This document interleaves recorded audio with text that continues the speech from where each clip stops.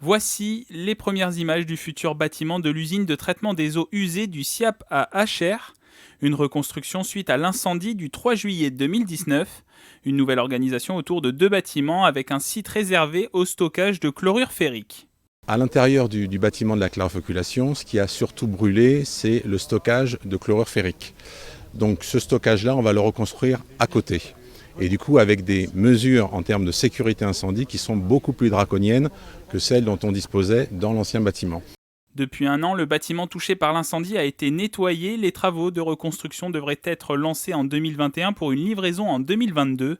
En attendant, le SIAP travaille sur une nouvelle organisation. Objectif, renforcer la sécurité.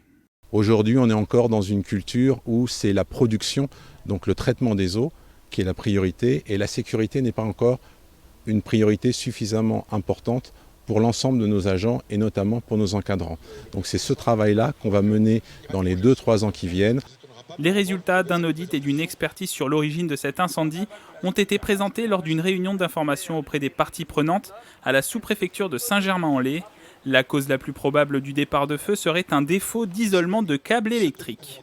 L'incendie étant d'origine électrique, il est susceptible de se reproduire et qu'il faut donc d'une part diminuer ce risque et surtout en limiter les conséquences. Pour rassurer les élus locaux et la population, les services de l'État poursuivent la communication sur ce dossier.